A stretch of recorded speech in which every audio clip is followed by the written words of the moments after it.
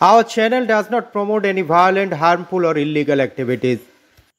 কি ভাবছেন তো ভূতেরাও ভোট দিচ্ছে কিভাবে? তাহলে শুনুন। বসিরহাট পুরসভা ৩ নম্বর ওয়ার্ডের মোট ভোটার ১০৮৪ জন। তার মধ্যে ৩২ জন রয়েছে ভুতুড়ে ভোটার।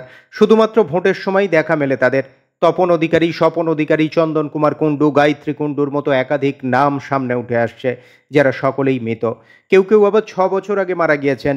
তাদের পরিবারের তরফ থেকে ডেথ সার্টিফিকেটও তোলা হয়েছে, কিন্তু তারপরেও ভোটার তালিকায় জল করছে মৃত ব্যক্তিদের নাম।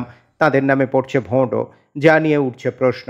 ভোটার তালিকা সামনে আসতেই চক্ষু চড়ক গাছ মৃতদের পরিবারের।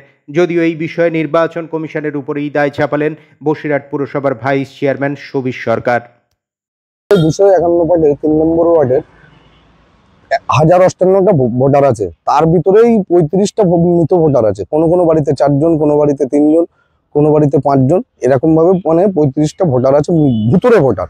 তাদের আদার্স যে সুবিধা আছে, রেশন কার্ড আর আদার্স যে সরকারি সুবিধা আছে, সবটাতেই নাম কেটে গেছে। বর্তমানে শাসক দলের কি স্বার্থে ভোটার লিস্টে নামগুলো কাটা হয়নি সেটা আমাদের মানে অজানা। এবং এইভাবে যদি আমার 251 পৌরসভা 3 নম্বর ওয়ার্ডে যদি 35টা পাওয়া যায়, বর্তমান পৌরসভায় এখন যদি দেখা যায় তাহলে কতটা ভোটার এরকম আছে, এই বিষয়টা আমাদের ভীষণ চিন্তিত যে এরম ভুতুড়ে ভোটারের সংখ্যা কত। সমীর অধিকারী, তপন অধিকারী,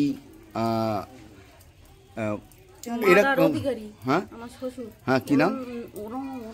মোট কতজন? 4 জন হবে। আচ্ছা, হ্যাঁ, মোট কতজন আপনাদের বাড়িতে আছে মৃত ভোটার? 4 জন। কি নাম? মাদার অধিকারী, সমীর অধিকারী, তপন অধিকারী আর চণ্ডী অধিকারী। এরা সবাই মারা গেছে? হ্যাঁ। কতদিন আগে মারা গেছে? এই তো 6 বছর চলছে। আচ্ছা আচ্ছা, এখনো এদের ভোটার লিস্টে নাম রয়েছে? হ্যাঁ আছে তো, এই শুনছি আছে, আমরা তো জানি যে কেটে দিয়েছে, কিন্তু শুনছি এখনো নাম আছে। আচ্ছা, তা এদের তো ডেথ সার্টিফিকেট আপনারা তুলেছিলেন? হ্যাঁ হ্যাঁ, ডেথ সার্টিফিকেট তোলার পরে তো এমনি রেশন, ভোটার কার্ডের থেকে নাম এগুলো তো বাদ যায়। হ্যাঁ, ওগুলো বাদ গেছে। রেশন তো পরপরই হচ্ছে মিটে গেছে, ওদের রেশন টেশন পাই না। হ্যাঁ, কিন্তু ভোটার কার্ডের নাম রয়েছে। হ্যাঁ, ভোটার কার্ডের নাম আছে। দেখুন, এখন অনলাইন হয়েছে, এই অনলাইনের মধ্যে আমরা দেখতে পাচ্ছি যে অনলাইনের মাধ্যমে যখন আমরা রেশন কার্ড জমা করাচ্ছি, করিয়ে তাদের ডেথ সার্টিফিকেট নিচ্ছে, সেই ডেথ সার্টিফিকেটটাও অনলাইনে হচ্ছে। যে পোর্টালটা হচ্ছে অল ইন্ডিয়া জুড়ে এই পোর্টালটা আছে। স্বাভাবিক কারণেই নির্বাচন কমিশনার দপ্তর আমাদের যখন এখান থেকে পোর্টাল থেকে তাদেরকে বাদ দেওয়া হচ্ছে, ডেথ সার্টিফিকেট শো করা হচ্ছে, তাহলে নির্বাচন কমিশনার নিশ্চয়ই সেটা দেখতে পাচ্ছে যে পোর্টালে তাদের নাম এসছে এবং তারা মৃত। কিন্তু আমরা দেখতে পাচ্ছি যে সেই ভোটারগুলো এখানে ওইভাবে রয়ে গেছে।